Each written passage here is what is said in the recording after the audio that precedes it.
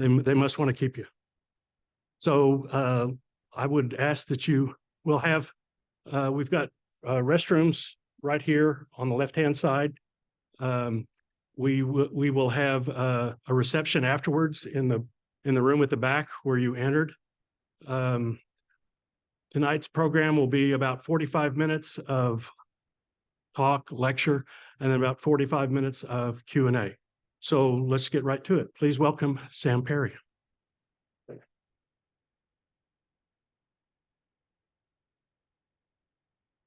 Thank you, sir. Howdy. Sure, that's fine. It is so wonderful to see all of you. Thank you for making it tonight. I know you have lots of things you could do with a Friday night, and I'm just honored to be a part of your choice for this weekend. I value your time, and I don't want to waste it. And so I just want you to know how much I appreciate your willingness to be a part of this. And I have a couple of promises that I want to make to you tonight as we dig into this. I am a quantitative, data-driven sociologist, meaning I spend my time not, say, pontificating about my thoughts. I'm not a philosopher. I'm not a theologian, even though I'm trained as a theologian. I have a seminary degree as well before I became a sociologist. But I am primarily a data-driven sociologist, a social scientist. And so I'm very interested in data, very interested in facts. And so what I want to lead with is I want to lead with evidence. Really, I'm not trying to give you Sam's opinion on white Christian nationalism. I'm trying to give you what the best evidence says about this phenomenon and how we can, say, approach it, orient ourselves to it, what it is not, how we can, at the very least, understand our relationship to this today. I also speak to you as somebody who is a Christian. My faith is very important to me. I'm a part of a faith community in Norman. And so I do not speak to you tonight as somebody who has an axe to grind against people of faith, that I have some kind of deep-seated bitterness or animosity or hatred towards Christians at all. I'm very much so, in writing these books, I'm writing to my own people, about my people. And so I just want you to let you know where I'm coming from, and so it is with the sincerest compassion for a lot of the people that I'll be talking about tonight, and the things that we're all dealing with as a state and as a nation. This thing called Christian nationalism. Now, a few years ago, we've been studying this movement for about 10 years and trying to assemble the best quantitative evidence that we possibly can about what's going on in our country.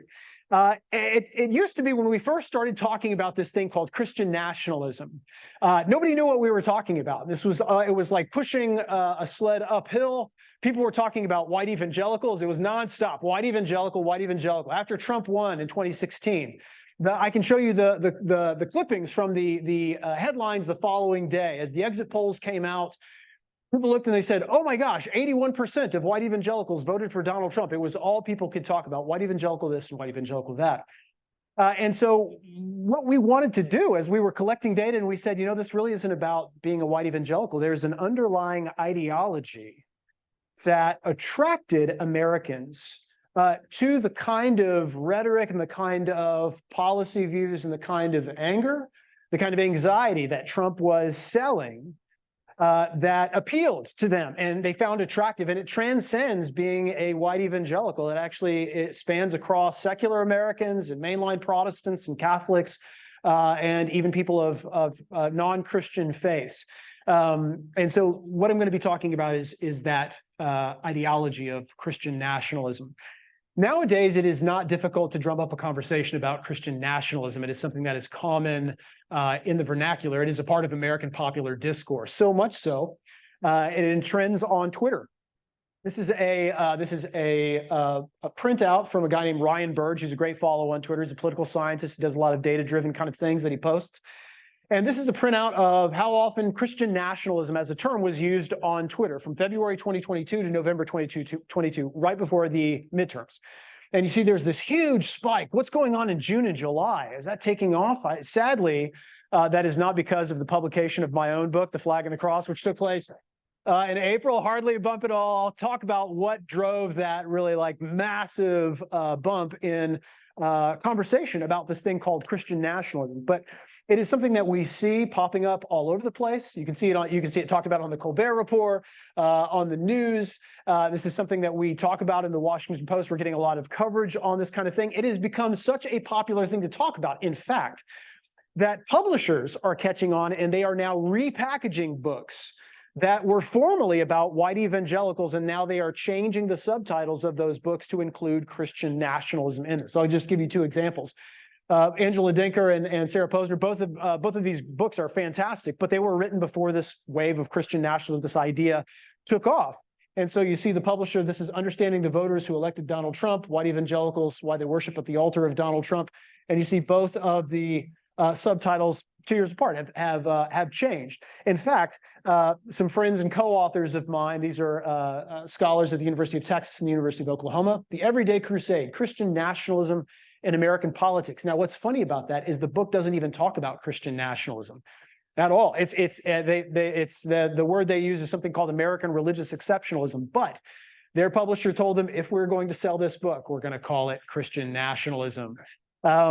And this is not just scholars who are studying it or people who are opposing it, right? Like you've got plenty of conversation among people who are standing against Christian nationalism, and certainly scholars like myself who are studying it and standing against Christian nationalism, but is also being used by people on the right and coming to grips with what does this thing mean? So some of you may be familiar with Tony Perkins. Maybe that name is familiar, head of the Family Research Council. I hear him on American Family Radio, has Washington Watch. And just before the midterms in October 2022, they held a town hall that was live casted. This was at Regent University. And they had an event called The Rise of the Term Christian Nationalism. Not the rise of Christian nationalism, but the rise of the term. What did it mean? Well, according to them, this is almost verbatim from their website. Christian nationalism as a term was invented by the left or academics to try to suppress conservative Christians from voting or to keep them from voting. So this is something that people are talking about far more often than they had in the past. And with that comes challenges. So I titled the talk tonight, Getting the Facts Straight, What Is and What Isn't White Christian Nationalism, because as the term has taken off in popularity, it is becoming more elastic. It is losing some of its meaning, which can be dangerous. All right, so I want to carefully define what exactly it is that at the very least scholars who are studying this phenomenon like myself are dealing with. And so we can define it precisely and what it is not, so that we're not making the mistake of calling every little thing that we don't like Christian nationalism, or right, that would be a bad thing. Okay, that's not unhelpful. So here's what we're going to be talking about, or actually here's what we're not going to be talking about. I've been collecting data on this topic for the past 7 years. And we collect surveys, massive nationwide surveys, about every 4 to 6 months. Like we've been blessed with some grant money or opportunity to field these surveys. And a matter of fact, a lot of pollsters are now starting to ask questions again, because the topic has become popular. A lot of pollsters are starting to ask. Pew is asking, PRRI is asking, not Gallup, but other pollsters are starting to ask questions about Christian nationalism. And so we have lots and lots of data. I would love to answer your questions about a lot of things in the Q&A, because there are some things we have lots of data on that I won't get to tonight. Some of those things include eschatological visions. There's actually a lot of information on Christian nationalism and how it relates to views about the end times and when's Jesus coming back and how does that play into America's future or the future of the world. There's a lot of fascinating questions brought up there. Fertility regimes. If you have heard the idea of replacement theory, right? This is something that kind of before Tucker Carlson was bumped off of Fox News. This was something he was talking about a lot, but the idea that people who are culturally different from the mainstream of Americans, or people who are ethnically different or racially different, are being brought in to replace us, and that is a big problem. Replace us meaning like white conservative Christian Americans. And that is a big problematic thing. And so like there's actually a lot we have about Christian nationalism and say like ideas about families having more babies to further their political interests, their religious interests, their racial interests, and all those things are connected. And lastly, one of the things that I'll be studying all year this year, one of the things I'll be focusing on leading up into 2024, is how Christian nationalism divides us as a nation. You have all heard that we are polarized, and we are polarizing as a nation. And we're polarizing in several ways. One of those ways is what's called affective polarization, meaning we are disliking each other and distrusting each other more and more. There's greater antipathy and hostility between partisan groups. Christian nationalism is right at the center of that. It is a part. It is exacerbating those gaps. So I'm not going to be talking about that. I'm going to be talking. We can talk about it in the Q&A if you have questions. But what I am going to be talking about first, we're going to talk about what is white Christian nationalism. Let's define that term. Then what isn't white Christian nationalism? Let's be specific about what it is not. And lastly, why should we care? Why is this important? So first, what is white Christian nationalism? So we could think of white Christian nationalism, and I'll just abbreviate that as WCN, as three things, at least three things. It could probably mean more things, but at the very least, when people are talking about white Christian nationalism, it may be a term that we could apply to three different things that we're seeing day to day. First, it is a political ideology that shapes attitudes and behaviors. Now, Don's got this book up here. If you ever get a chance to look at this book, you'll see that we take something called an ideological approach to understanding Christian nationalism. As because of the data that we had to capture this phenomenon, what we try to do is we ask a series of questions. We ask Americans a national survey. So these are representative of Americans. And we ask them how much they agree or disagree with various statements. Now, we have since revamped our Christian nationalism scale. We're asking new questions to try to pinpoint exactly what we're talking about here. And we try to get at several facets of this Christian nationalist ideology. Let me explain to you briefly some of these. So we ask Americans, how much do you agree or disagree with statements like the following? America has a special place in God's plan. Or I consider founding documents like the Declaration of Independence and the U.S. Constitution to be divinely inspired. Now, pause there on those two questions. That really gets into what we talk about in our book, The Flag and the Cross. We get into what we call the deep story of Christian nationalism. Within Christian nationalist ideology, there is this idea of a myth, a sacred myth. Now, it doesn't mean all of it is untrue, but there is this myth of a nation that was founded by godly people on biblical principles, and that is what made us prosperous and successful. And the idea, the implication, if not outright stated, is that to deviate from this kind of Anglo-Protestant history that we were founded in is to lead us into destruction, that God will turn his back from us or we will be unsuccessful culturally or that kind of thing. So this taps into this idea, the deep story of white Christian nationalism. Let's go to the other ones. The federal government should declare the United States a Christian nation. That's pretty explicit, right? Like that's pretty, like if you strongly agree with that statement, I would say that you pretty much qualify as who we would consider a Christian nationalist. Bible should be the foundation of our legal system. Christians have a responsibility to gain control over national institutions like government, education, and the media. These tap into what we would call the vision of white Christian nationalism. This is the idea, not just the deep story about our past, but a vision for our future. What are we supposed to look like? How are we going to implement or institutionalize Christian, Anglo-Protestant Christian supremacy in our day? Well, we ought to declare us a Christian nation.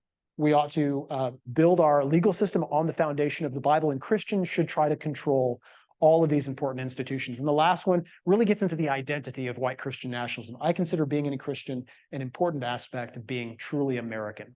In other words, you see those two spheres, that like a Venn diagram of who is American and who is Christian, and they are very tightly overlapping, right? Like they're almost necessarily implying one another. Now, why do we call it white Christian nationalism?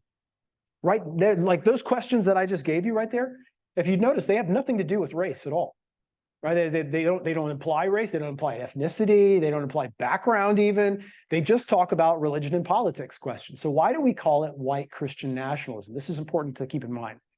We have found in survey after survey, and we've done so many surveys, we've collected data on this. We find that white Americans, when they respond to these questions, like the questions that I just listed, they seem to have something completely different in mind than people of color, African Americans in particular, but also Hispanic Americans as well. They respond to the surveys in a different way, and let me show you what I'm talking about. So this is our Christian nationalism scale. We took all those questions and we added them up together and we created a scale so that if you score higher on the Christian nationalism scale, you are more in agreement with Christian nationalism. And if you score lower on the scale, you are somebody who probably rejects Christian nationalism. Does that make sense? Okay, so this is the scale, the Christian nationalism scale, and this is how people score across this. Now, what I have here is the predicted percentage of white and Black Americans who believe the 2020 presidential election was stolen from Donald Trump. Now, when I say it's the predicted, I mean this is after what we call a regression, where we are controlling, statistically, we're controlling for all of these other factors like your political party, your political ideology, region of the country, education, income, all of these things. So we are trying to control statistically all of those other factors that might shape people's views. In other words, we're trying to isolate the effect of Christian nationalist ideology on this belief, on this outcome. So what we see is we see a pretty starkly different pattern, right? Like as African Americans, as Black Americans of nationalist views, they are no more likely to think that the 2020 election was stolen from Donald Trump. It just does not change their views on that subject at all. But what happens as white Americans come to agree that? As well as white Americans agree more with Christian nationalism, they take off, right? Like they spring up to the point where those who score the highest on our Christian nationalism scale are basically like 85 to over 90% likely to agree that, yes, presidential election was absolutely stolen from Donald Trump, versus African Americans who are not even close. So you see that divergence is why we call this white Christian nationalism versus something that is more of a generic. It doesn't work the same way for people of color the way it works for white Americans. I'll give you another example of this. This is the same kind of measuring kind of strategy. This is the predicted percentage of white and Black Americans who agree that true American patriots may have to resort to physical violence to save our country. And you see, as Christian nationalism increases, Black Americans really don't change that much. They are no more likely to affirm such statements. But as white Americans agree, they basically have what we would call a linear relationship with that. That is, as Christian nationalism increases, they're more likely to say, yes, things have gotten so far off track, the patriots may have to resort to physical violence in order to save our country. So what we're finding in all of our studies, and this is something that is so consistent in different data sets, different samples, what we find is that when white Americans hear the questions that we're asking about Christian nation, Christian heritage, Bible being the foundation, those kinds of things, it seems to make them think about nostalgia, right? Like it makes them remember a past where the right people were in charge and the right cultural values held sway. When African Americans in particular hear these questions, it doesn't make them nostalgic for an earlier past where they think about when the right people were in charge and the right cultural values held sway. They seem to think more aspirationally, right? Like it's the way Martin Luther King Jr. If you pull quotes from Martin Luther King Jr., you could actually pull some quotes from him that seem to suggest Christian nationalist kind of ideas about Christian nation and Christian values. Martin Luther King Jr. is not talking about going back to an earlier time where, the golden age of America's past. He's talking aspirationally, living up to the values that Americans were supposed to live up to, like the kind of country that we were always supposed to be, but never became, right? It's more what we call like American civil religion. American civil religion is this idea that America has this kind of accountability before whoever blessed us with all of these resources and all of this prosperity. We have an accountability before that creator to be a just and righteous nation, or else we will be judged. That's civil religion, the idea that will be taken away from us. Christian nationalism is something else. It's about going back to a time where certain people were in charge. And according to our surveys, it seems to be the implication is white people, right? Like it's where white I'd say Anglo-Protestant, but basically it just means the word Christian in this sense is very contextualized. It means our kind of people, and that tends to mean like white conservative Christian. So white Christian nationalism can be thought of as an ideology, right, that people can hold that shapes our values and behavior. But it can also be thought of as an emerging identity. This is something that is more new, more recent. It was our experience early on when we first started talking about Christian nationalism that most people, even on the far right, people we would absolutely say, yes, you believe this ideology of Christian nationalism. People would be kind of offended by that. Like they didn't want to be called Christian nationalists. People who like stormed the Capitol on January 6th wouldn't call themselves white Christian nationalists or Christian nationalists at all. They would have called themselves patriots or Christians or that kind of thing. But something has changed within the last year and a half in particular. People have started to embrace that term. Have you noticed? Now, like people are actually calling themselves that, almost like in 2016, Hillary Clinton's famous basket of deplorables idea that these folks kind of took it and said, like, yes, that is who we are. Let's rally around this term and let's use it to unite us and mobilize anger and frustration with whatever the left denounces us to be. Remember that chart I showed you earlier on? What caused that bump? That wasn't caused by our book, sadly. No, that was caused by Marjorie Taylor Greene. So Marjorie Taylor Greene, who has about 1.5 million followers on Twitter, took to Twitter. And she said, she recorded a video of herself, and she's done this several times. She recorded a video of herself where she said the Republican Party ought to be the party of Christian nationalism. Like she said it in speeches, and this is something that she has proclaimed up front. And she has actually campaigned on it. So you see, this is shirts that she was selling, Stand Against the Godless Left, Proud Christian Nationalist. And if there was any doubt what Christian nationalism means to Marjorie Taylor Greene, it does not mean, apparently, it doesn't mean like, you don't see her like serving the homeless. Christian nationalism, you don't see her like helping out. It's Dukes Up, right? Like it is like white Christian nationalism means fighting the left. And that is actually a pretty good definition or a pretty good idea of exactly what we have in mind when we think about that. We think about something that is even hostilely opposed to anything perceived to be left. Now, within this last year, so it hasn't even been a year yet, right before the midterms, 2 books dropped that have argued for Christian nationalism by name. Right? Like, again, this is a recent phenomenon that people are actually starting to write books and do campaigns, kind of argue that, no, Christian nationalism is a good thing. We ought to call ourselves Christian nationalism. We ought to support this kind of thing. We ought to do it in churches. Now, the 2 authors or the authors of these books, I would say, like, if you ever learn about who they are, as somebody who thinks Christian nationalism is a thing that is a net negative and is something that is dangerous and pernicious and not a positive thing to encourage. It gives me a little bit of comfort that both of these guys are pretty unsavory people. That they're Andrew Torba, for example, he's the founder of a free speech platform called Gab, and he is notoriously anti-Semitic. If you follow him on social media, like he just says anti-Semitic things all the time.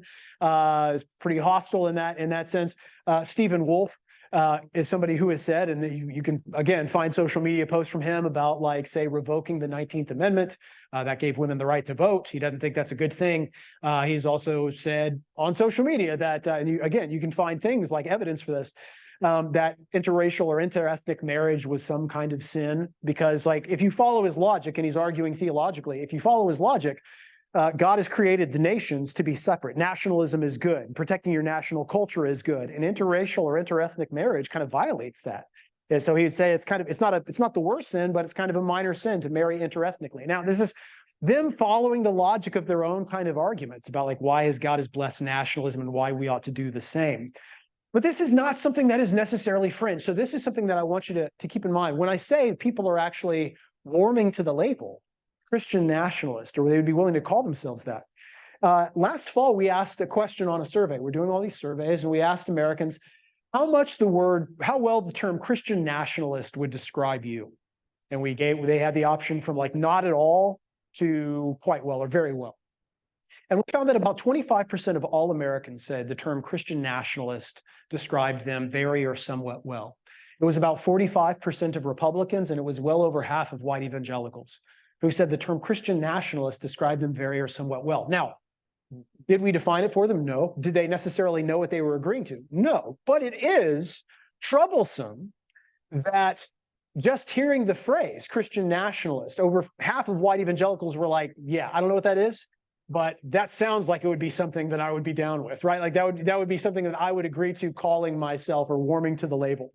So white Christian nationalism is an ideology that idealizes and advocates a fusion of American civic life with a very particular kind of Christianity, a kind of Anglo-Protestant Christian myth. It is also increasingly understood as an identity that people are embracing openly. And lastly, it can be understood as a political strategy, aiming to, one, activate that ideology and identity. You're trying to appeal to people who, like, have that ideology, but you're also trying to institutionalize Christian supremacy. And by institutionalize it, I mean, like, you are trying to codify it into law. They're trying to pass legislation that says this is who we are, this is what we're going to do, and these are the kinds of laws that will privilege our group over the other. Now, seeing it as a political strategy is not hard.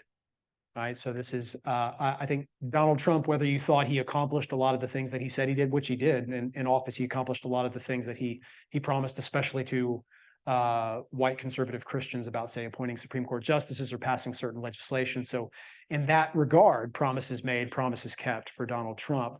But one of the things he campaigned on, one of the things that he had to continue to sell himself as, was somebody who was going to be a savior of Christians. Somebody who was going to rescue them from the persecution they face. This was something that he said commonly on the campaign trail. He said, "We are under siege. We're losing ground. Christians are losing ground in this country. We're going to protect Christianity." You look at different Muslim majority context, Christianity, it's under siege. There's an assault on Christianity. We're stopping cold the attacks on Judeo-Christian values. And the extreme left has not given up their relentless crusade on Christians and Americans of all faith. This is unlike any other president that we have had in the modern era. It's pretty common for presidents. Even Barack Obama did this, right? Like to reference Biden is very familiar with like religious language. He's a devout Catholic himself. It's common for presidents to appeal to American civil religion, to use religious language. Donald Trump is really the first president, at least in the modern era, to talk about faith in culture war terms explicitly, to talk about there's a war against us, there's a war on Christianity, and is led by the left or radical Islamic terrorists, or like to identify the enemy and the enemy within, the people who are coming against. Y'all remember this picture? When did this happen? You guys remember? So this is June 2020. This is at the height of George Floyd protests in Washington, D.C. You remember there's protests outside of the Capitol. Trump walks. He has, like, Lafayette Square is cleared. There's debate about how that was cleared, but it's cleared. And he walks up in front of St. John's and he silently holds aloft a Bible. And somebody, well, I mean, like, and you know, and somebody asked him, "Hey, is that your Bible?" And he just says, "It's a Bible," right? So he didn't open it up. He didn't preach from it. He didn't share anything, but he wanted to symbolically represent what? Well, think about that. Think at a time where his followers are told that what's going on is racial riots, Donald Trump goes up and he holds aloft a Bible. Now, I think that communicates more than just religious leadership. It communicates, I think, kind of an ethno-racial leadership, right? Like it's not just strength. It's not just strength against godless forces or something nebulous like that. It's strength against racial violence. It is a call to, say, white conservative Christians who are his base, that I am your guy. I will stand strong for you. I'm on your team.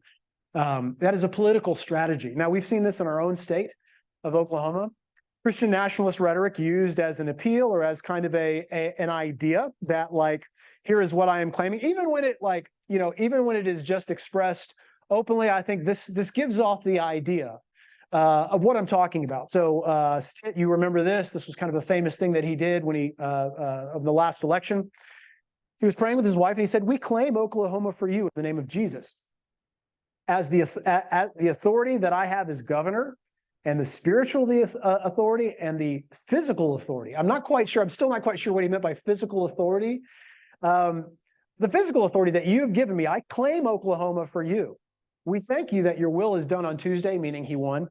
And Father, that you would have your way in our state and with our education system. I think this implies a Christian nationalist message, right? Like, pretty explicitly, like that I claim the state in my role as governor. I claim the state for you. It's not like that is official. It's like, you know, making a deal with Satan, right? Like it's not like, is there really something official going on there? No, but it's like there is an expression of, this is who I am, and this is the claim that I'm making on behalf of my base, on behalf of my people. This is political rhetoric. This is rhetoric that is quite explicit, quite charged, and it's used to appeal to the kind of people who would say, like, yes, that is who I want.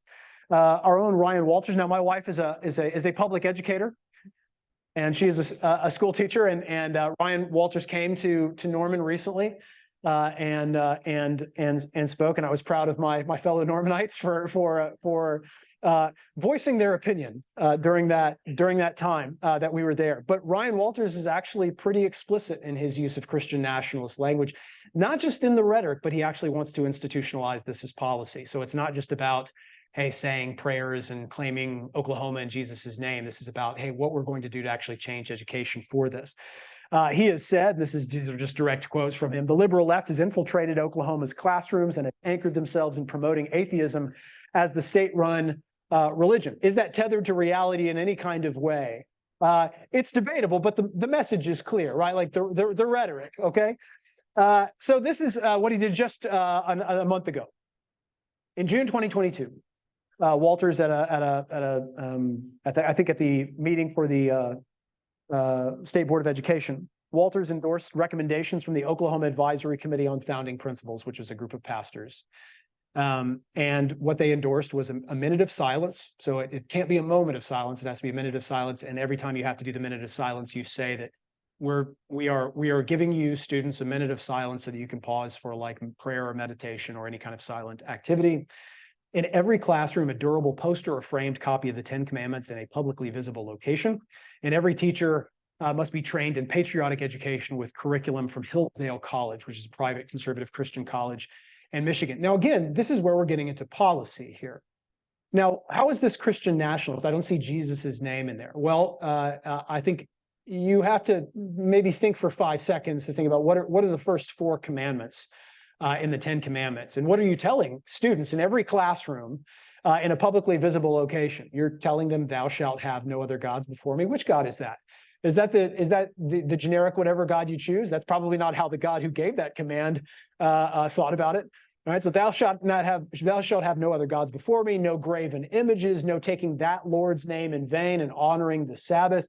Those are not just kind of moral precepts. Those are about religion. Those are about in a situation where you are saying that. I mean, it's a direct violation of Supreme Court decisions, which Ryan Walters has also gone on air on Fox Business to say, like, hey, we need to revisit that situation, right? Like we need to revisit those decisions. Those were bad decisions. Those were atheistic kind of decisions. So this is kind of what I'm talking about. So Christian nationalism, to recap.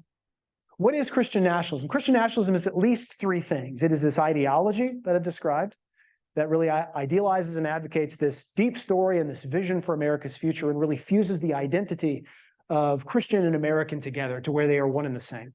It is also increasingly an identity where you say that this is who I am. I'm a Christian nationalist. This is the kind of thing that I'm advocating for. And it is also a political strategy that aims to activate both the ideology and the identity and to institutionalize Christian supremacy. And when I say Christian, I don't mean this generic, I mean Anglo-Protestant, mostly evangelical-ish kind of Christianity as the nation's kind of policy, right? As in our sacred symbols and our identity, in a way that requires people who do not believe or hold to those views that they conform to that kind of idea. Okay, so what isn't white Christian nationalism? I want to be specific on this. So this is I've started to do this a lot recently as the term has taken off in popularity, and we are so glad people are talking about this. It is a fair criticism. So like this is me, somebody who is professionally talking about this, and I have worked hard to get the conversation away from, say, like white evangelicals to this underlying ideology called white Christian nationalism. I've worked hard to do that. So I'm glad people are talking about it. And yet, as people have talked about this, it's a fair criticism to say words that have become popular in political discourse lose their meaning and they can become slurs, right? Like unfortunate slurs. I don't want Christian nationalism to become the left's version of the word woke. Right? Do you catch my drift there? Right? Like woke means anything and everything right now. Like woke means anything to the left of me. If it's something that smacks of any kind of liberal, it's woke, right? Like what does that mean? Well, it just means, you know what it means, right? Like it is a slur, right? Like it's a slur. It's a thing that is used that doesn't have any kind of clear definition. Nobody's studying this kind of thing. There's no scale of wokeism that like people are trying to capture. And yet people throw that term around and it's a slur. They're using it on purpose to kind of dismiss or to marginalize or to label negatively an entire group or policy view. I don't want Christian nationalism to be that, just the left's version of that, right? Like, oh, that's Christian nationalist. And so I want to be clear what Christian nationalism is and what it is not. So let me be clear. White Christian nationalism does not just mean white evangelicals. I've had to correct people publicly, right? Like I've been on a couple of podcasts where I'm talking about white Christian nationalism and the podcast host keeps talking about white evangelicals, and I have to say, like, look, we've got to be clear in our terms there. And here's why I say that. Yes, it is true. The Venn diagram of white evangelicals and white Christian nationalism is slowly moving towards a circle. So I get it. Like there is a lot of overlap. And if you read the first book that Andrew Whitehead and I wrote called not the Flag and the Cross, Taking America Back for God, we talk about this. So like, according to our measurements, about 80% of white evangelicals subscribe either passionately or, moderately to Christian nationalism. So like it's not something that is on the fringe of evangelical groups, and yet it is not synonymous with that group. There's lots of evangelicals. There are who are standing against Christian nationalism. But also, more importantly, we see it operate the same way. So here's just an example. I'll just give you an example of how this might work the same way across groups. This is the percentage of white American voters who voted for Trump in 2020 by Christian tradition and Christian nationalism. So I've got white evangelicals in the yellow, white liberal Protestants in gray, and white Catholics over here in the red. And so what I've done here is I've divided up our Christian nationalism scale into quartiles. So like the bottom 25% and the top 25%. You follow me? So what do we see here? Well, what we see is that as Christian nationalism increases, all of these groups basically behave the same way. Like, in other words, white Catholics and liberal Protestants who score higher on Christian nationalism vote just like white evangelicals do. Right? Like they're not. It's not about being a white evangelical. It's about subscribing to this ideology of white Christian nationalism and supporting and voting for policies that endorse that kind of idea. Also, I would point out, so white Catholics have more in common with white evangelicals because of like at the higher levels of Christian nationalism than they do with other white Catholics at the bottom here, right? Like, in other words, it's really not about theology so much anymore. Like, is there a difference between white evangelicals and white Catholics? Not one that they would be willing to not a real distinction when it comes to like political views and values. They'll vote the same way, act the same kind of way, right? It's politics. National politics is now trumping theological distinctions and flattening those out to where there really isn't that much of a difference anymore. It's really about where you stand politically, not what your theological views on XYZ are. So white Christian nationalism does not mean white evangelicals. It also doesn't mean Christian patriotism. Please hear that.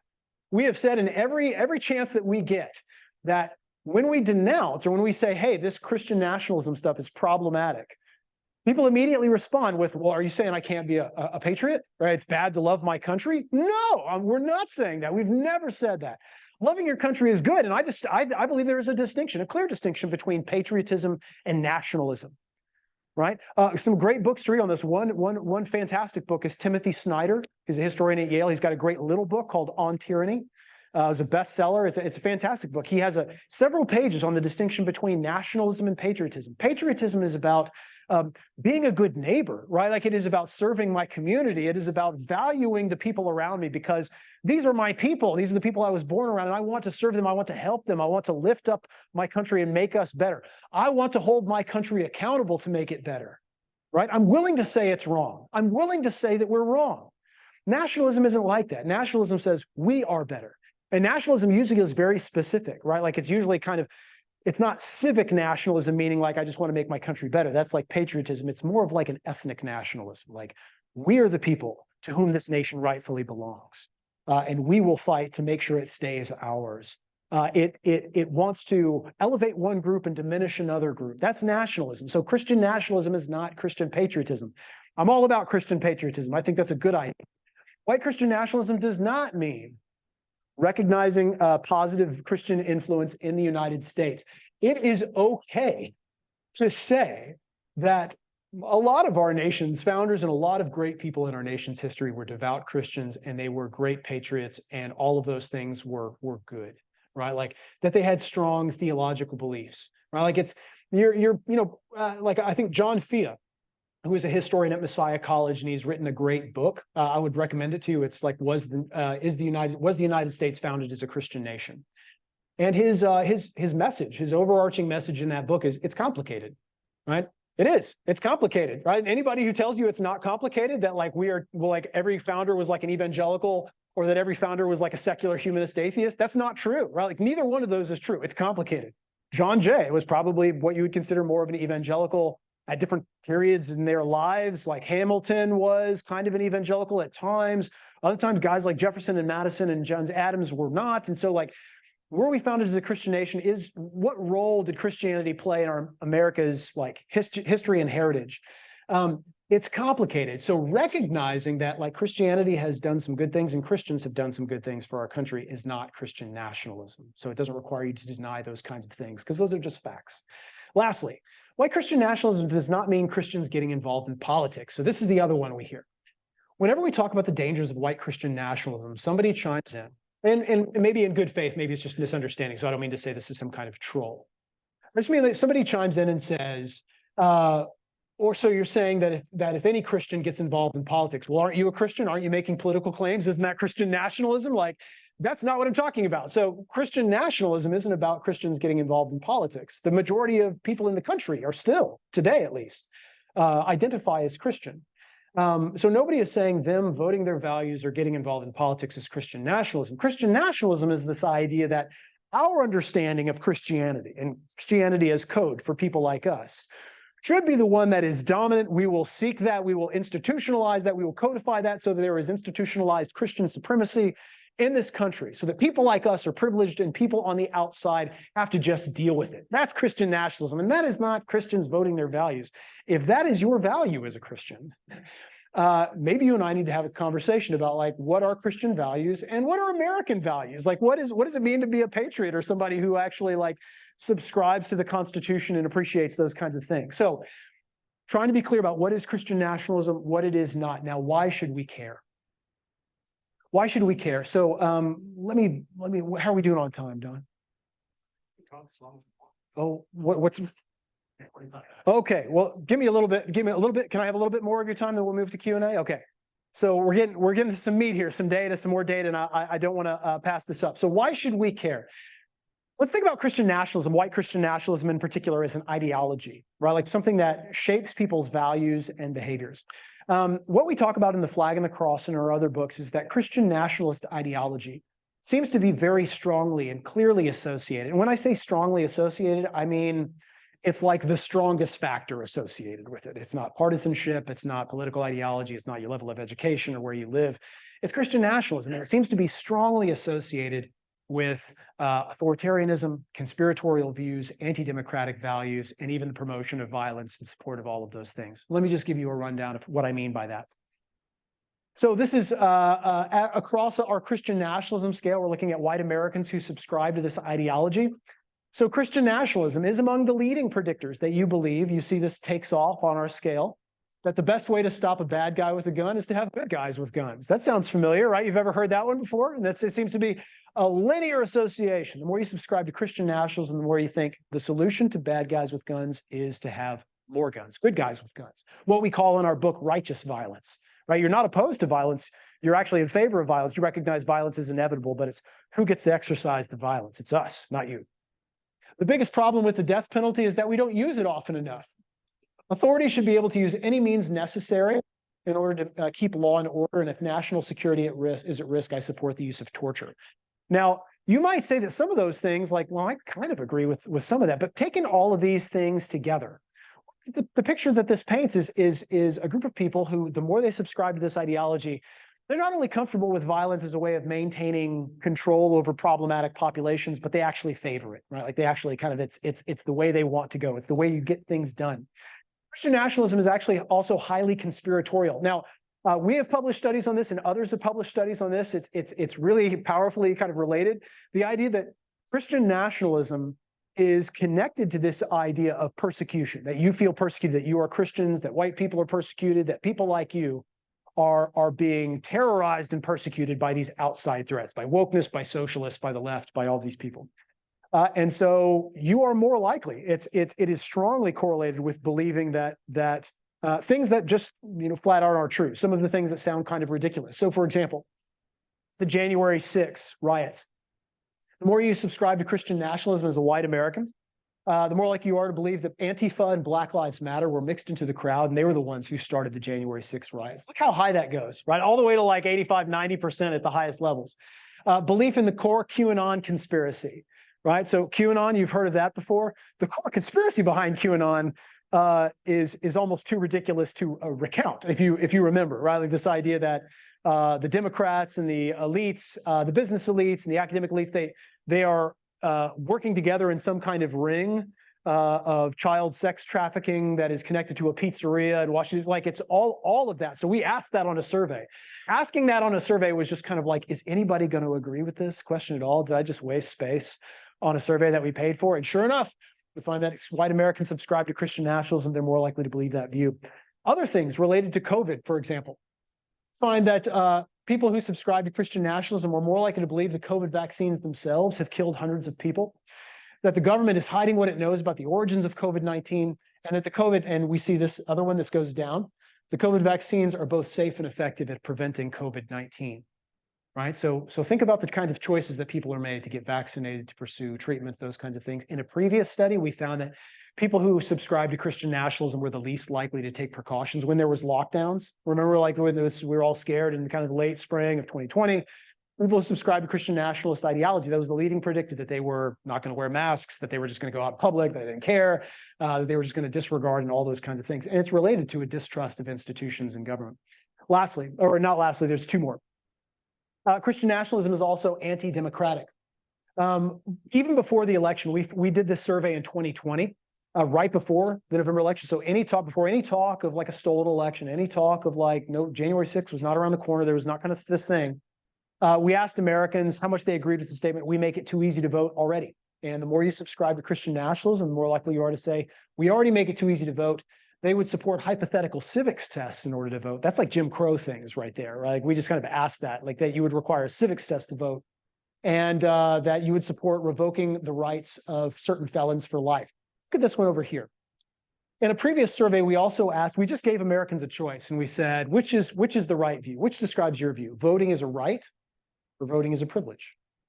Now, you might be pleased to know that the vast majority of Americans believe that voting is a right, not a privilege. But the more you subscribe to Christian nationalism, the more you believe voting is a privilege, not a right. In other words, it is not something that shall not be infringed, but it is something that we can take away, we can limit, we can curtail in some way. Lastly, and this is, I think, deeply concerning.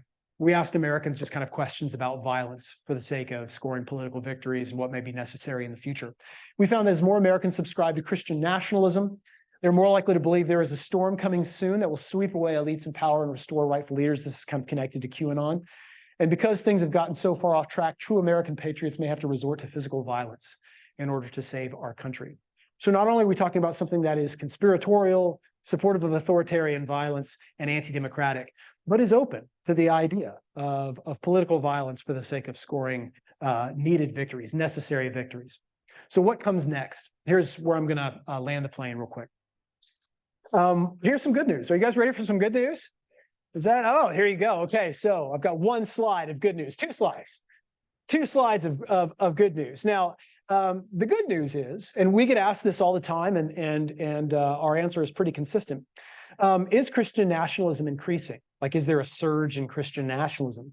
And in fact, we don't find a surge in Christian nationalism for a couple of different reasons. So these are different surveys that we've asked, but just look at 2017 all the way to 2022. This is the percentage of Americans who agree the federal government should declare the United States a Christian nation. And you see it goes from almost 30% to just under 20%. It's a pretty steady decline. We see even more drastic decline on this question. These are questions from 2004 all the way to 2020. And these were different surveys who asked the question, but these are still finding its question is worded in the exact same way. Percentage of Americans who say being a Christian is very important for being truly American. You see it's gone down pretty consistently. So that's the good news, right? Like this ideology doesn't seem to be like exploding among the population, meaning like more Americans are embracing that. But what it does, and there's reasons for that we can talk about in the Q&A, but what it does suggest, though, is that the people who do subscribe to this ideology, especially now that we're talking about it, are the true believers, right? Like these are not people who just kind of ticked a box on a survey because I guess it sounds right. That sounds like the Christian statement to thing, that I'll say. No, these are people who kind of know what they're answering now, and they say, yes, that is what I want. So what you get with that is you get greater militancy, greater organization, a greater recognition that we are the minority and we need to fight to preserve this. And so here's what we have looking forward. What do you do This is the problem that people who subscribe to Christian nationalism now face. So this is where they're going to go. So I'll just talk about what lies ahead. What do you do when your numbers and your popularity are declining, but you still have to win electoral majorities? That is the challenge, right? Okay, so think about it for a moment. What do you have to do? Because that is the predicament that these folks find themselves in. What do you do when your popularity and your numbers are declining, but you still got this thorny thing called democracy in which you have to win electoral majorities? Well, you have a couple of options. You can stand on principle and you can die off, right? And just say, I'm not changing. No way. And then you just die off, right? Like you just become marginalized and you really just become ineffectual completely.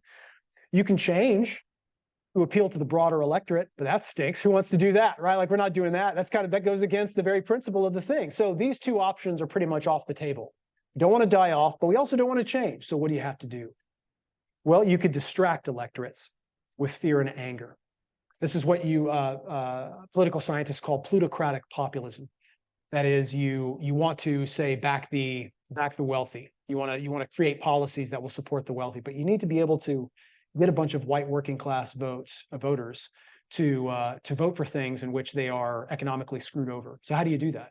Well, what you do is you distract them by pointing at immigrants and pointing at Muslims and pointing at the woke and pointing at like people that they're fearful of and angry at. And they forget all about the fact that they're voting for policies that will screw them over economically so that they will support these policies. And so what you can do is you can distract. But you could also do something else. You can make it so that you can maintain control without electoral majorities, can't you?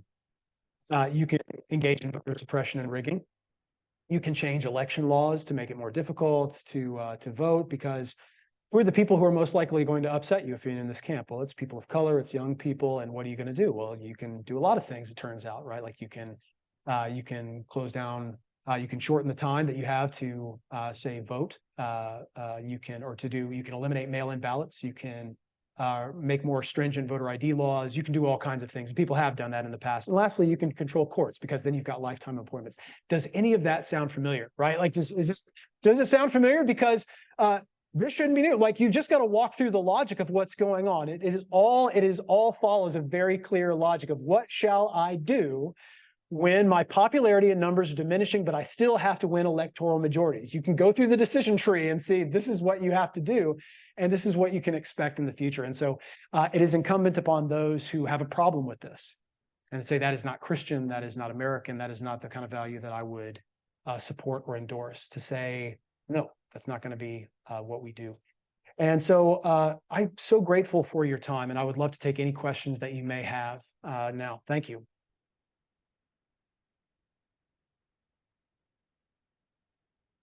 I'll come down here. Okay, I'll come around with the microphone. Sam, I'd really rather just hear you talk for another 30 minutes than That's very kind. questions.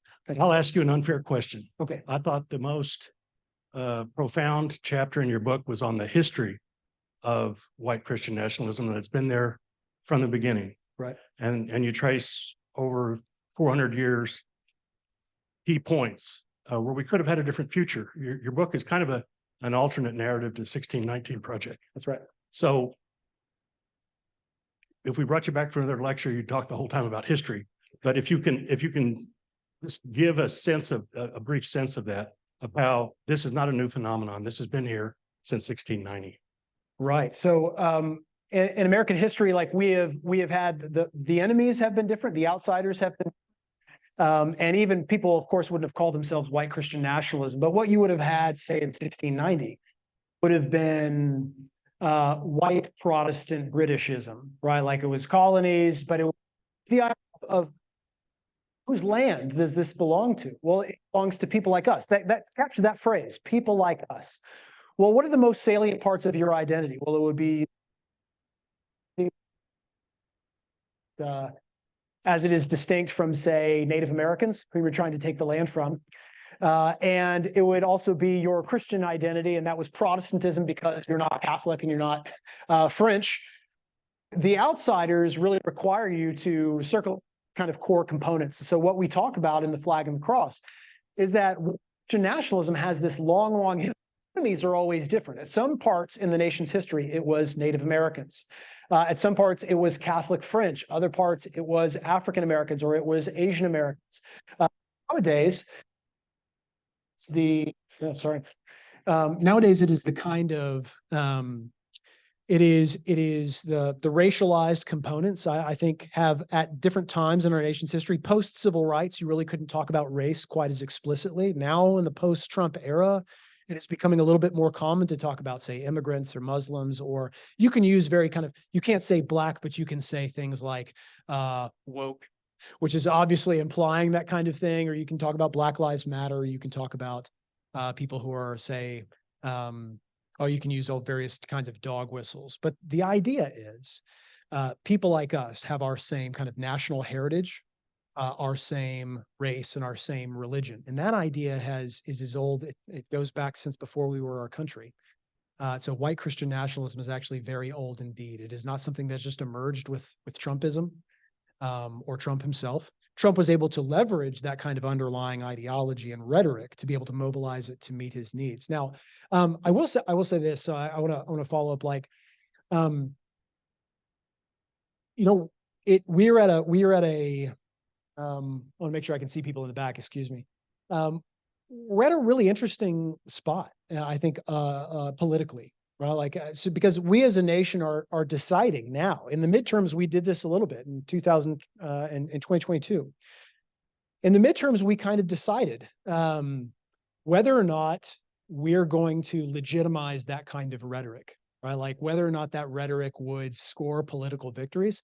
And honestly, it didn't do that great, right? Like a lot of people who are spouting that kind of rhetoric as election deniers or Christian nationalists, like they didn't win, or if they did win, it was a lot more contested election than they thought it would be. It should have been a landslide, but it was not. And so they got a little bit of a kind of a sober or an eye-opening rebuke. And if that continues, I see positive things, right? Like I think again, I'm all about like Christians being patriots, being involved in politics, and conservative Christians as well. They have every right to vote their values just like I do, but it is not the idea that you can institutionalize and overcome, say, the kind of founding documents of our country in the First Amendment or other kinds of ideas. And so it has to be clear, it has to be resounding that this is not an effective political strategy, and then they will stop.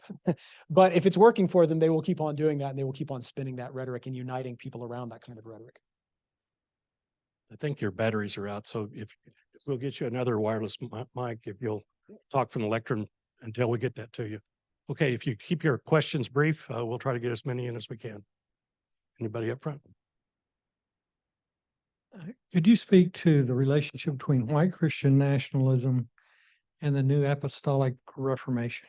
Yes. Okay. So, and we had a brief chat about this beforehand. So this is actually where we're going to get into the really fascinating bit of theology. Now, this is my background. This is something I'm really I think is really fascinating. We actually have some really cool data on this as well.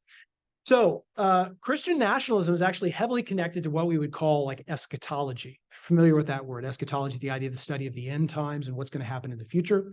What is God's plan for the world and for the universe, and how this is all going to play out, and also how God is going to unfold that plan. Now, let's see, is this, can y'all hear? Okay. Yeah. Okay. No, you can't. I don't think you can. Okay. Yeah. So I must have been over here. This? Oh, okay. Here we go. Okay. That seems to violate the point of the lapel mic, but I will try. So,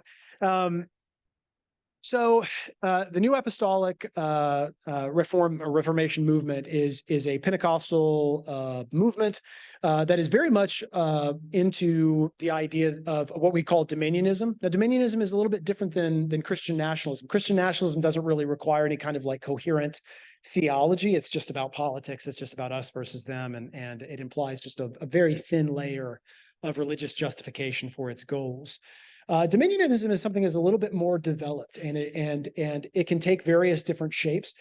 But all that to say that the New Apostolic Reform movement, the NAR, what we just call the NAR, is very closely connected to the kind of thing that we're seeing in Christian nationalism. Now, if you ever get to pick up the flag and the cross, you'll find that we look at which denominations subscribe to Christian nationalist ideologies the most, and it is by far the Pentecostal and holiness traditions.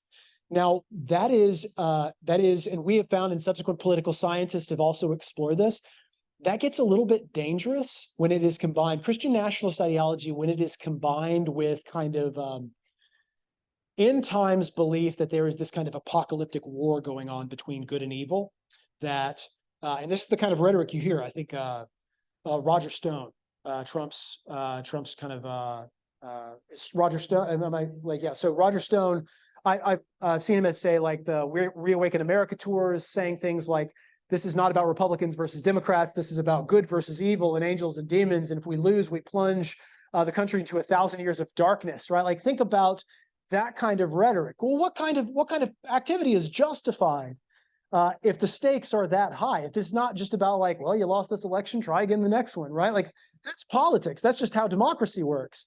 But if it is good versus evil and angels versus demons, and this is kind of a cosmic war, and if that you lose, God loses and Satan wins, that justifies all kinds of violence. And it turns out we find the people who are most likely to advocate political violence and to say political violence is justified are those that combine Christian nationalist ideology, the sense of aggrievement, with the kind of theology that you would see in the NAR movement, the kind of spiritual forces at work to fight against God's elect and to make that political.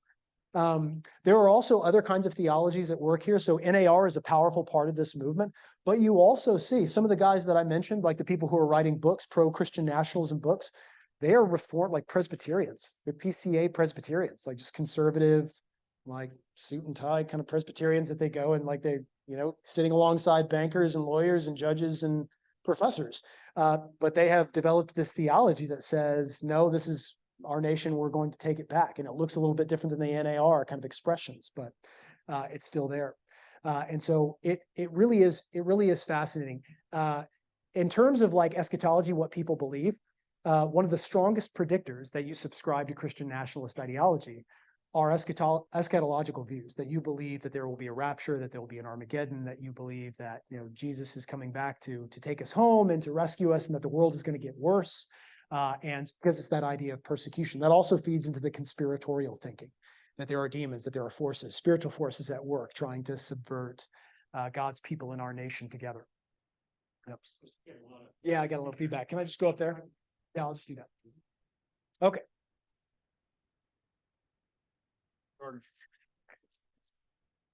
All right. 8 days from now, the disciples of Christ are having their general assembly. And one of the resolutions coming before the body there is calling the church to oppose Christian nationalism. Wow. Have you read that resolution? I Are have- you familiar with it? Oh, I have okay. not yet. No, sir. Well, I was going to see how this compared to your definition of Christian nationalism. So maybe afterwards I can share it with you. Yeah, I'd love to see that. Thank you. I just hadn't been brought to my attention. Another question I have is, are those PowerPoint slides available to share? No, sure. I'll make them available to you. Absolutely. Wonderful. I'll send them to Don, and Don can send them out to whomever. I actually have. Oh, Should be. I have two questions. One is, your book has been out for a little while now, and I'm sure you've gotten some critiques or critics actually talking about it. Could you mention some of them and what your response to them was? And the other thing is, do you have any comments to make on Catherine Stewart's book, The Power Worshippers? yes. So I'll just go with Catherine first. I'm friends with Catherine. She's a great journalist. I really appreciate her work. We come at the idea of Christian nationalism from a very different angle. She's a reporter. And so Catherine Stewart, and I would recommend her book, The Power of Worshippers, is great. She's not a social scientist in that regard. So she is more so looking, Catherine Stewart. And I would also say Ann Nelson, who wrote a book called The Shadow Network, which she's an Okie and has a lot to say. They both really approach the idea of Christian nationalism from who are the movers and shakers behind the scenes. And so their looks are really kind of peers behind the curtain and see who are the organizations and their groups. Where's the money coming from? Like we don't touch on those things because we just don't have the data on those things. And so like, that's just not where we go. We're more so looking at kind of bird's eye trends and figures. And so statistically, we're trying to capture this idea. But Catherine Stewart and Anna Nelson really make a fine contribution to the conversation by saying, okay, who's at work here and what are the roles that they play and who are the people that you need to pay attention to? People that I would never you wouldn't know just kind of watching the news, right? Like, but they are actually really powerful players in this game. The first question was critiques. Let me respond to critiques. Yeah, and so this is the great thing about like being a social scientist. Like, and I really do. I start with my students every semester when I talk about what it means to be a scientist. Being a scientist means being open to being wrong, and it being open to adjusting your views. Like, my book is not the Bible, right? Like, it's not, and it shouldn't be treated as such. It shouldn't be treated as some kind of like final view of like how this works, the final word. And if I ever kind of say, well, I've looked at some data and I changed my mind, like then it how renders it worthless. That's just not true, right? So we have, like, in our first book, Taking America Back for God, that I wrote with Andrew Whitehead, was really the first book anybody had written on Christian nationalism from a survey analysis, quantitative kind of level. And we didn't pay attention to a lot of the things that we should have paid attention to. Like, for example, in that book, we just called it Christian nationalism. We really didn't pay attention to race that much. We didn't really realize how powerfully like race was connected to this ideology in different ways. And we probably minimized that too much. And so the flag and the cross really was an attempt in some ways to like rectify that, to try to change those things. Also, we have developed a lot better measures to try to capture Christian nationalism. I am the first to say that some of the questions that we used, we had this data that somebody else had collected, and we tried to replicate those questions because we wanted to see change over time. But at the end of the day, we kind of realized, you know what, we can ask better questions to try to get a sharper edge on this kind of thing. What we call. So like, for example, some of the I'll just give you an example of the original questions that we used included a question about the United States should advocate, or the federal government should advocate Christian values.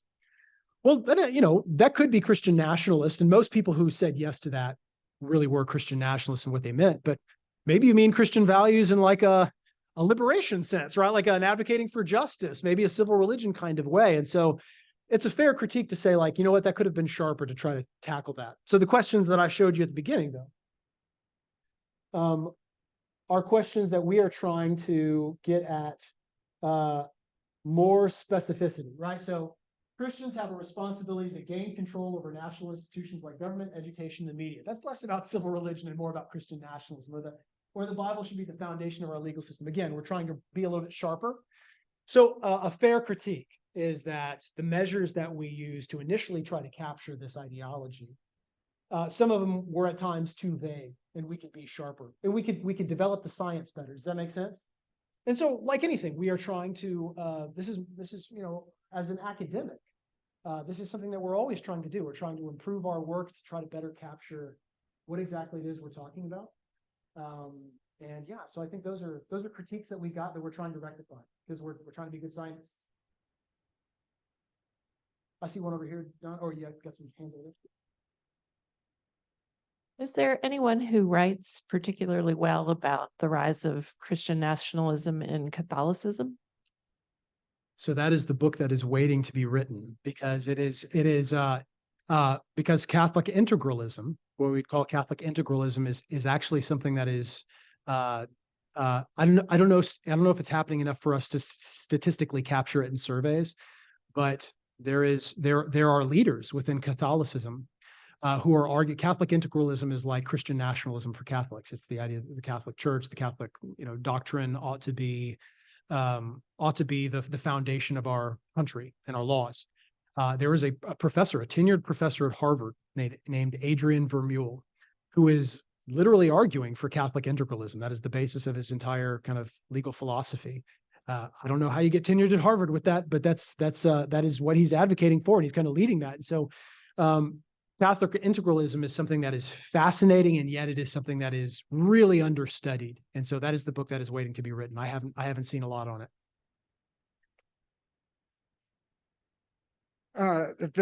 This is just a comment, really. Okay. Years ago, I became pretty good friends with a man who had been a World War II veteran. And one of the things that struck me the most was, he said, as they were marching through Germany, every few miles there'd be a roadside religious shrine. And he was wondering, how could a country that prayed this much been guilty of such horrible atrocities? Yeah. Exactly right. Or a suggestion? Yes. When you're ready, Dr. Perry.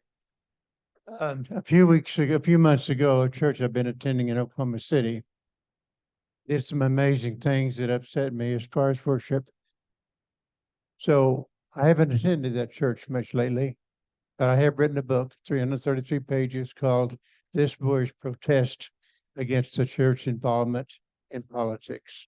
Wow. It's published by Amazon Publishing, and they'll be sending me copies within the next, well, the major said yesterday it would be next week. Wow. So this covers everything, because when I was a young, why I say this boy, it talks my childhood. In our church, we did not believe in politics. We were told by the preacher and the pastors, never go into politics. My grandfather is one who established this denomination. And now we have several I know very well who are in that same denomination, who are now what I call Christian nationalists. That's our governor, Mark Wayne Mullen, and our state Republican chairman, Nathan Dahm. So part of my protest the last few years has been traveling the state. I visited the hometown, the main streets of every town of 120. I got a lot of ideas of what people are doing. They're not nearly as radical as the publicity indicates. But let me read the beginning of the forward. This and this all I'll say. One reason for this writing is to exhort my kind of people. You spoke of your kind of people.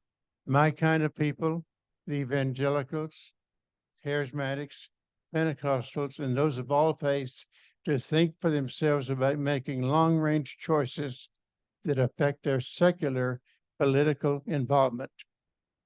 That's what it's about. So instead of being on church on Sunday morning these days, I'm finishing. I finished. Fascinating. Fascinating. Thank you.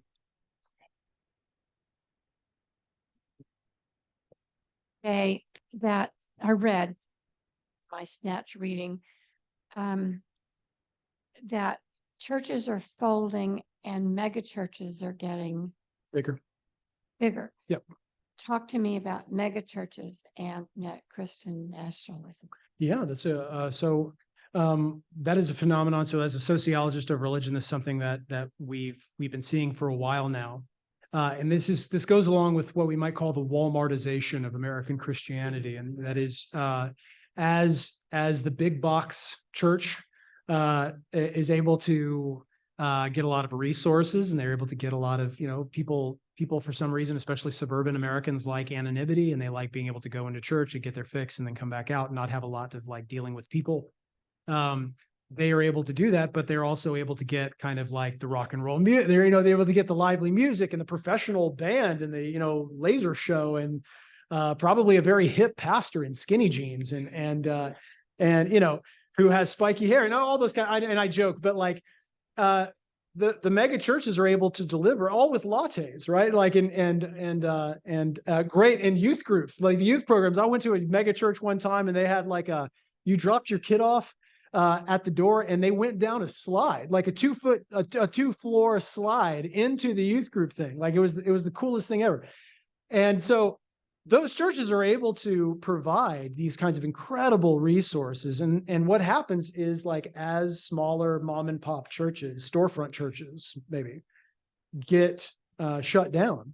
We had a conversation about, say, like bivocational pastors, right? So like as those churches fold or shut down, the members of those churches get sucked in to the pull of mega churches, and they just all become a part of that. It's really difficult. I've been a pastor myself, and my dad and my father-in-law are both pastors, and it's really difficult to slug it out as a small church when some big church with a huge satellite campus plops down a mega church into the storefront next to you, and they just had like 1,000 people last week because they just decided like they were going to put a video screen there. It's really difficult. So how does that feed into Christian nationalism? In some ways, there's a countervailing force, right? So there's two different kinds of forces going on. On the one hand, you've got mega churches are actually increasingly diverse. Like churches in the United States are becoming more racially diverse. It's not because people are becoming in themselves less, say, like racist or more tolerant. It's not because white people are going across the street to like visit churches of color. It's because as smaller mom and pop churches that were filled with people of color get smashed by the Walmart church, They have to go somewhere and they end up going to the mega church. And so those churches end up becoming more diverse as a result of that kind of thing. Now, the happy consequence of that is that people who are going to the church, if they interact with others, they actually, are able to interact with people of different faith backgrounds and different traditions, and say maybe white Christian nationalism doesn't have as tight a grip. The other side of that coin, though, is that if you attend a mega church where you go there with a rock star pastor who has this kind of larger than life persona, if that pastor happens to be just kind of a hardcore culture warrior, where just every sermon is about like how the woke whatever is coming after to take your fill in the blank, you can have a microphone to a whole lot more people, right? Like you really do get that kind of influence. And so we haven't seen, so to answer your question, we haven't seen, as mega churches have exploded and smaller mom and pop churches have been kind of driven out, we haven't seen much of a bounce one way or the other in Christian nationalism, but I think it's kind of due to those countervailing forces. Does that make sense? Okay. My question is, with the research that you've done, or has there been any research to where those that identify more as progressive or woke, yep, or even moderate, Mhm. White ecumenical systems, Right. how closely do they actually identify to white Christian nationalism? And is there an intention or a consistent desire to deny how closely they identify with Right. white Christian nationalism? Right. That's a good question. So we see those people in our research, but it is not as strong a denunciation as you would suspect, or maybe you don't suspect it as strong denunciation at all. So it's say like whites, mainline Protestants or something like that, who tend to vote Democrat and they tend to be a little bit more liberal. They are not like hardcore rejectors of Christian nationalist ideology, right? But partly because like they identify as Christians, they think like, hey, more Christianity in public life might be a good thing and not necessarily positive. They may denounce all of the things that are associated with white Christian nationalism, but it is not something that is a strong and vocal denunciation as you might suspect, right? So, which in the end sometimes brings them into common cause with people who might be further reactionary or on the right. And so I think part of what we're doing in some ways, like the people who are on the far right of this, the people who score the highest on the Christian nationalism scale, in many ways, like they would take what I would say and just say like, well, you're woke. And so like, that's, you're an academic elite. And so like, you're not somebody I would listen to anyways. But the people who are in the middle, right? I don't really have to preach to like the people who are on the far, who already reject this stuff, but the people in the middle who are kind of ambivalent about this, it's mostly who I'm talking to. Like, it's mostly who I'm trying to say, like, look, this is, I get that you feel this way because like this is tradition or this is how you were raised or this is kind of thing, but here's the 10 things this is associated with this, and this is why this is dangerous or bad news. And to try to get them to recognize like, oh, okay, this is something I can't really sit out on the sidelines. I have to engage this in a way that really is more helpful than just kind of going along with the flow, so that I don't get co-opted or recruited into something I'd rather not get recruited into. So I think it's those people who are kind of moderately opposed or really just kind of ambivalent to it that I would like to convince like, hey, this is a lot more harmful and noxious than you think it is. Yeah. Hey. If so much of this is fear driven, where do you see the sources of fear? Yeah. Okay. So, so I've got data on this, and we've got it in the flag and the cross a little bit. But we find that Americans who subscribe to Christian nationalist ideology consume almost no news except one source of news. That was Fox News. So now it's actually, we did that survey before like Newsmax and One American News were like even on the scene.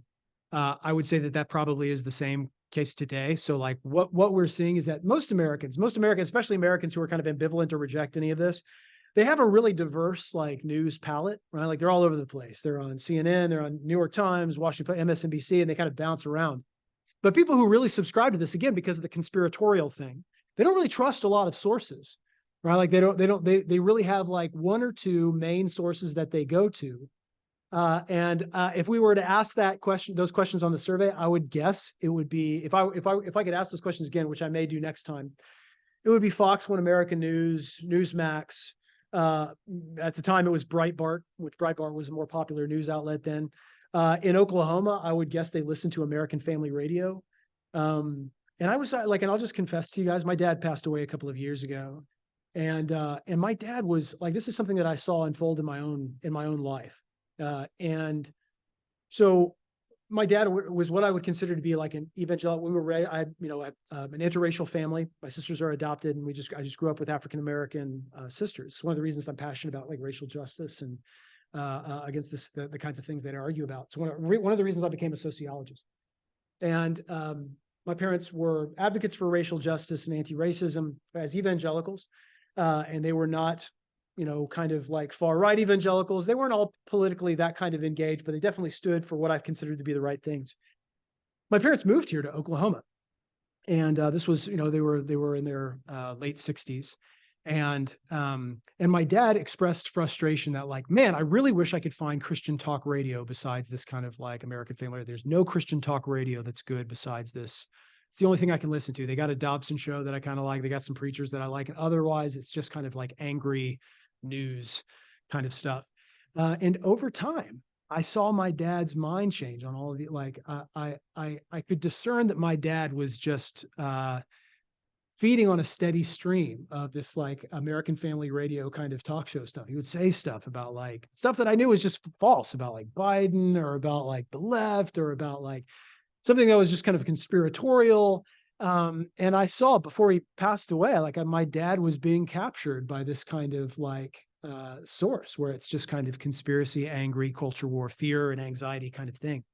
So where are they getting it? They're actually not getting it from their churches. Not a lot. People have done a lot of studies about like what pastors are speaking from the pulpit. It's pretty rare. Like it's actually rare that like pastors themselves are like going that hardcore culture war in the pulpit. What they are being discipled by, they're not being discipled by their pastors toward Christian nationalism. They're being discipled by Tucker Carlson toward Christian nationalism, right? Like Tucker Carlson's got him every night, right? Like he's, it's like the pastor. I mean, as being a pastor myself or having been a pastor, the frustration with like, I got this person for like half an hour or an hour every week, and Tucker Carlson has them every night, like just telling them like and it's not just Tucker. It's like, it's Ben Shapiro, it's Matt Walsh, it's all of this, it's all the people they follow in social media and all the people they read. And so they are filled with this kind of like echo chamber, this silo of information. So I would say that is the source. And that is actually one of the leading problems that we face as a nation now. You know this. And so I'm preaching to the choir here. But the fact that we have such rigid information silos where you can get, and it's misinformation silos really, but like you can, what is reality anymore? Like it's really difficult to pin down. We have completely different like facts on the ground. And so how do you debate with people about, say, COVID? How do you debate about vaccines, about like what happened at January 6th, about the election, about like what the future election, when they've literally been told all day that everything you hear from the left is a lie, and that's like, not trust you. So it's really difficult. I think those are the sources. Oh, hello. Hey, Hi. I somehow I found myself here. I am a woke, leftist, liberal atheist. Okay. And I just have to express appreciation. It's such a pleasant surprise to find that not all Christians are right-wing extremists. And I really appreciate that.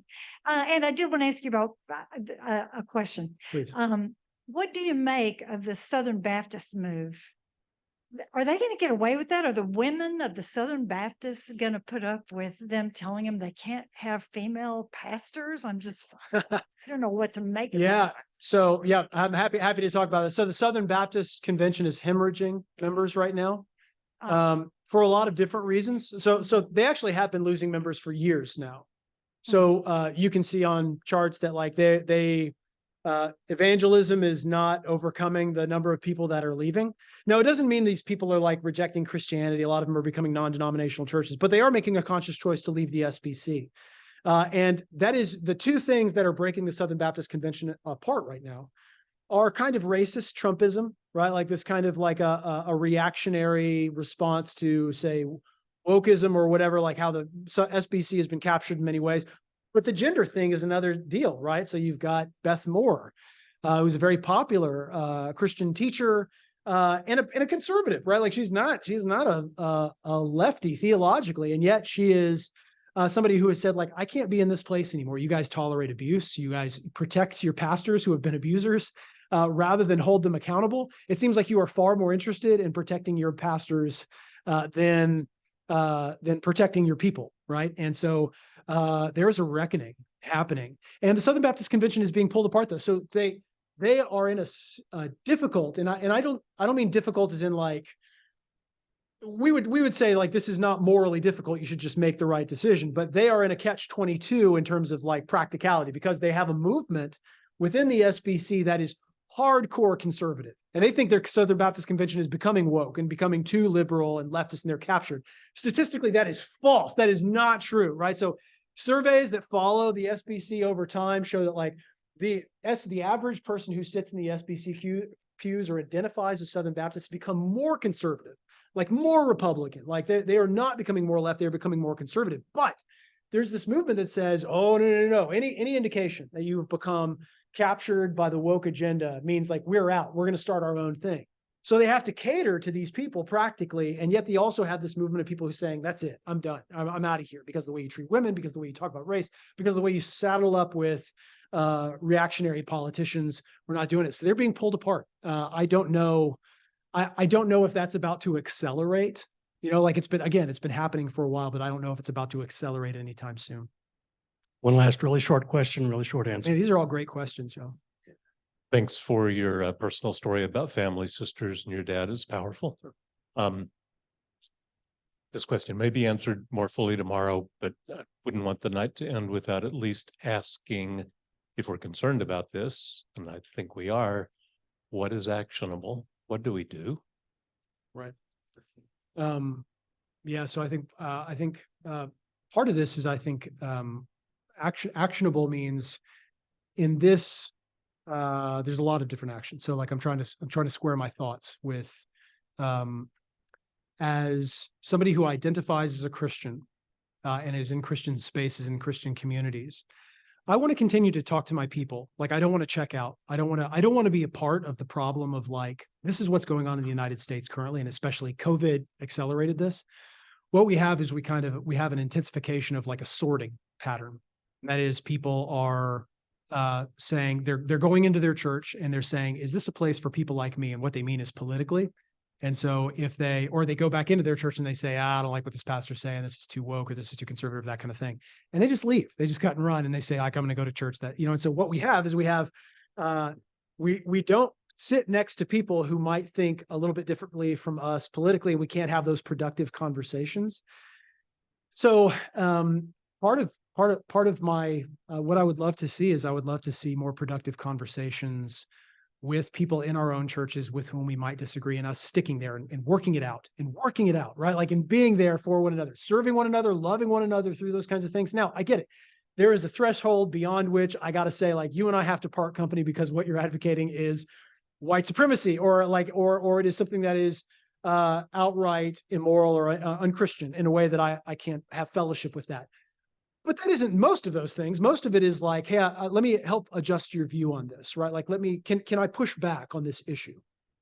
So one is I hope we actually are willing to have those kinds of loving conversations with people with whom we might disagree without just saying, nah, I'm out, right? Or letting them just leave. Politically, I think we have to kind of continue to hold the line. I think like young people, that there is a miracle going on with young people in this country right now. As negative, as bleak as you have heard it is.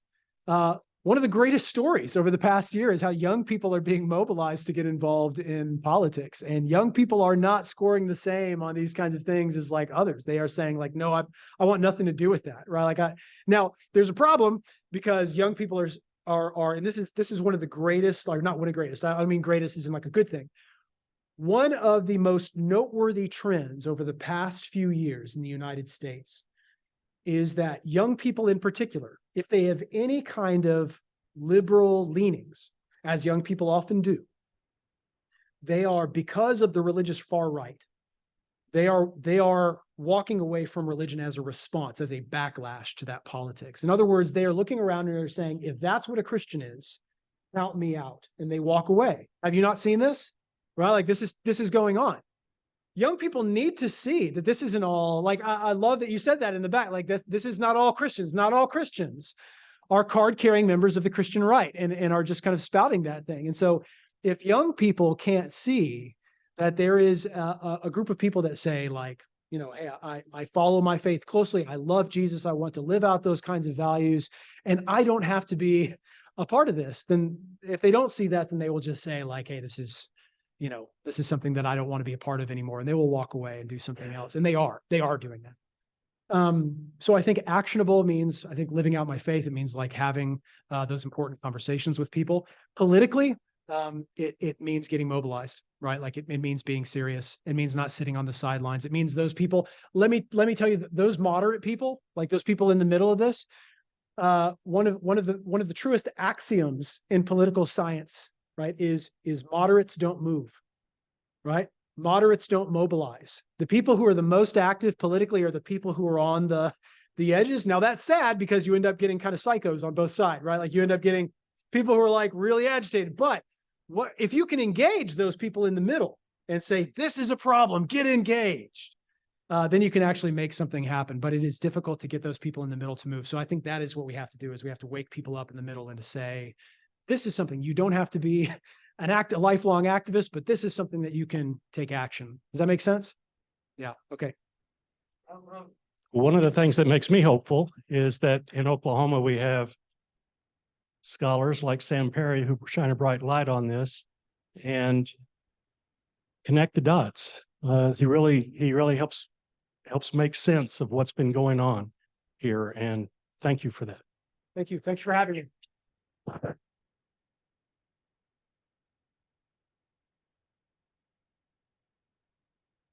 We'll still be here for a while. You're welcome to stay until we run out of wine. We've got appetizers in the back too. You can all come and talk to Sam and have him sign books if you've got books to sign. I want to also let you know we've got 2 events tomorrow. We have a lecture at 9:30 by Lisa Barnett, who's sitting in the back. She's a associate professor of American religious history at Phillips Seminary, and she'll be talking about the merging of politics and religion with the Ku Klux Klan's revival in the 1920s in Oklahoma. And then we will also have a panel. We got a terrific panel at 11 a.m. That will be Cherie Dickerson, who asked a question earlier, who's the founder and director of Black Lives Matter, Oklahoma City. We will have Veronica Lejeune, who's the deputy director at CARE, the Council for American Islamic Relations, and we will have Adam Brooks, who is the president of the Jewish Federation of Oklahoma City. And they'll have a dialogue amongst themselves, and then we'll open it up for questions again. So I encourage you to stay, visit, eat, visit among yourselves, whatever you want to do. This is a good time. Thank you. And if as somebody point that I showed tonight, I will send that to Don and make that available, okay, to anybody who wants that. Okay.